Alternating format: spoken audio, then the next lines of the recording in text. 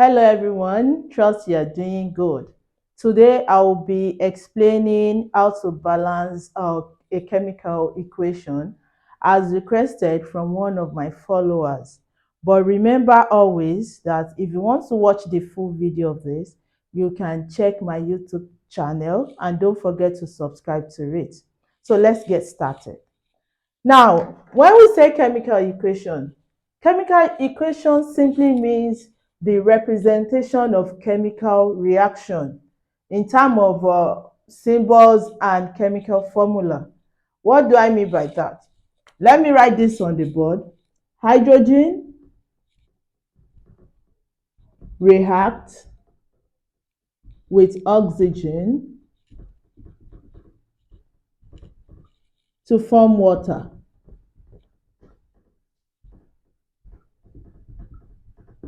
Yeah, when you look at this, for a layman person will understand it as, okay, this is hydrogen in wet, react with oxygen to form water. But for a chemistry student, there is a way we represent this. We represent this in form of symbols or chemical formula. And that is what a chemical equation simply means. Now, let me represent it for you in terms of symbols. And remember, you know what a symbol is?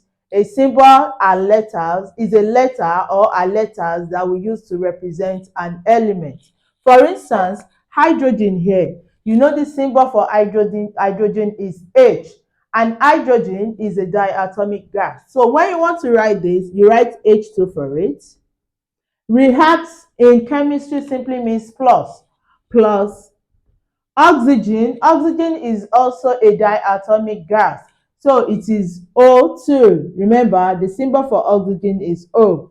Then to form water, we all know what water is. Water is what? Yes, H2O. So you put your H2O there. This here is a chemical equation. We use symbols and formulas to represent this sentence. And that is what we call a chemical equation. So in chemistry, for you to do any calculation in chemistry, definitely you will be given an equation for you to work on. And if you want to work on that equation, such equation must be balanced. Now, that brings us to balanced equation. What do we mean by balanced equation? A balanced equation is an equation in which the number of atoms involved in the reactant side should also be the same number of atoms involved in the product side. What do I mean by reactants and products? Look at this chemical equation again. Any symbols or formula you see before this arrow is called reactant. And any symbols or chemical formula that you see after this arrow is called product. So what I mean about balanced equation is that the number of atoms or the number of elements that are before this reactant must be the same number of elements that are after this arrow, which are in product side. So when the number of these elements in the reactant side is the same number of the elements at the other side, which is the product side, we said the equation is balanced. So let us now look at how to balance such equation. Now look at it. Here, let's first of all analyze this particular one. Here we have two hydrogen. Now if you want to balance an equation, the first thing is to list out the atoms or the elements involved. For instance, here we have hydrogen and oxygen. I'll put my hydrogen here and I'll put my oxygen here before the arrow. That means at the reactant side. Then you move on to the product side. You also write it the same way, my hydrogen and also my oxygen. That's the first thing to do. The second thing is you write the number of each element there. For instance, I have two hydrogen here and I also have two oxygen here. Now at the other side, at the product side, we have what? Two hydrogen and what? One oxygen. When you look at this thing, you will notice that for hydrogen on both sides, they are balanced. It means that the number of hydrogen in the right hand side, which is the reactant side, and also at the product side, they are the same thing. But for oxygen, however, the number of oxygen in the reactant side is different from the number of oxygen at the product side. So which means we will need to balance or make oxygen to become the same number. How do we go about that? You go about that by going to the side where the other side where the oxygen is deficient, which is the product side, and you do it in such a way that it will give us two and make up or be equal to the reactant side. So how do we go about that? This is my oxygen, which is 1. Why don't I put 2 at the other side here?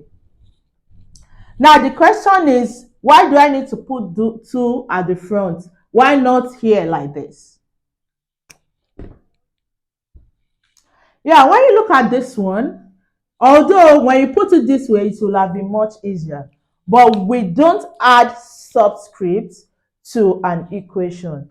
Now, as you added these 2 here, this particular formula here is no more water. You have given it another formula entirely. This formula here is hydrogen peroxide, which is quite different from the normal water you are giving. So in that case, you don't add any figure as a subscript. Instead, you put anything you want to put as a coefficient in front of the formula or symbols you want to balance. So here now, instead of adding it as a subscript, I'm going to put it at the front of hydrogen. At the front of water. So if I put my 2 here, so it means that I am now having 2 oxygen. Now, let me quickly explain this. Remember, any coefficients you had at the front of any formula or symbol will definitely affect the number of elements involved. What do I mean by that? As I put this 2 here, this 2 is going to work for the oxygen I want it to work for, but at the same time, it's going to affect the number of hydrogen here. So it means that here I will be having 2 oxygen, and also I will also be having 2 times 2 for hydrogen, which means it has affected the number of hydrogen here. But let me solve that one for oxygen. So now 2 here is affecting my oxygen. It means I now have 2 oxygen here and not 1 again. Now I will now go back and look at my hydrogen again. 2 times 2, 4. It means that my hydrogen is no more 2 but 4. I'll put it here. Then I will come back to the reactant side.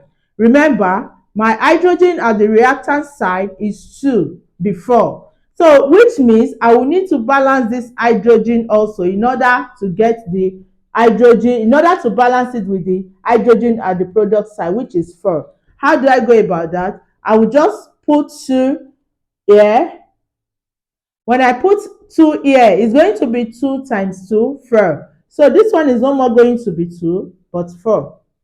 So let's cross check. Hydrogen here 4, hydrogen here 4, oxygen here 2, oxygen here 2. So it means for this particular reaction, it is balanced.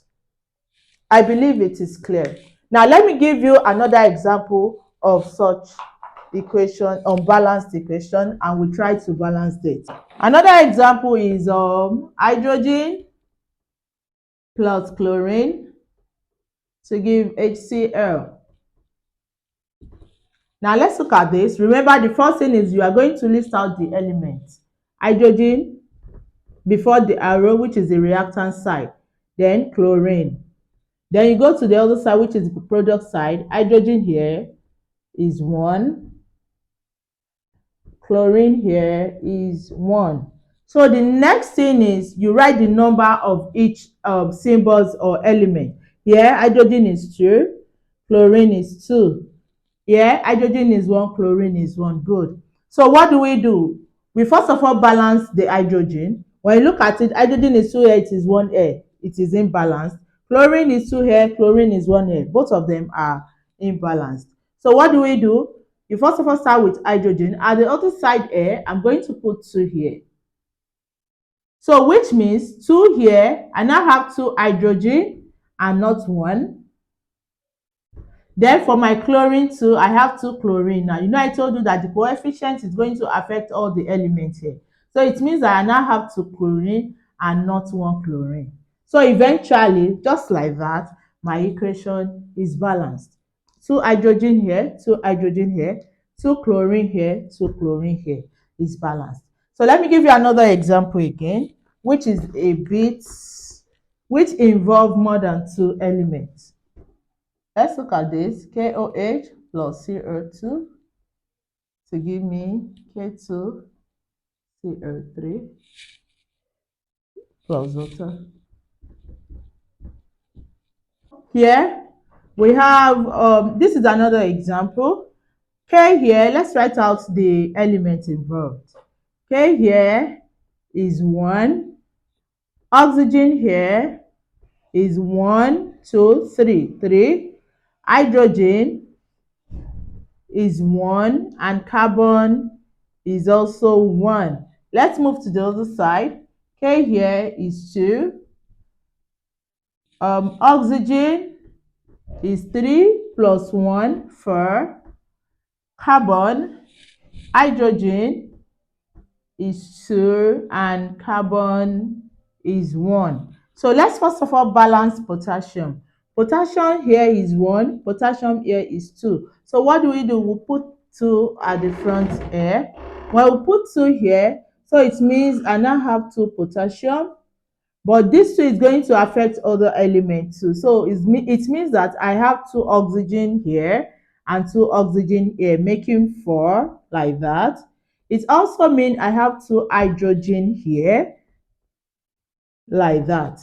Now let's move on to the other side. So my potassium here and potassium here is balanced. My oxygen here is 4 and my oxygen here is 4, balanced. My hydrogen here is 2, my hydrogen here is 2, balanced. My carbon here is 1, my carbon here is 1, balanced. So the equation is balanced, just like that. You can see that it is very simple. Then let me give you the last one before I give you a classwork, or let me say an assignment to do. Then you forward your answer to me. So let's look at this last one together. FeCl3 plus sodium hydroxide to give FeOH3 plus sodium chloride. Here, let's the first thing we are going to do is to list out all the elements involved. Fe here, then chlorine, then sodium, then oxygen, and hydrogen. So the other side too, Fe, chlorine, sodium, oxygen, hydrogen. So the next thing is you put in the numbers. Iron here is 1, chlorine is 3, sodium is 1, oxygen is 1, hydrogen is 1. At the other side, iron is 1. Now for this one, for this element in parentheses here, what we do is that we are going to multiply the number out that is out of the parentheses with the element inside. For instance, here now, the oxygen here is going to be 3. The hydrogen here is also going to be 3. Sodium is 1 and chlorine is 1. So let's look at it. Here, iron is 1, iron is 1. It means iron is balanced. Chlorine is 3 here.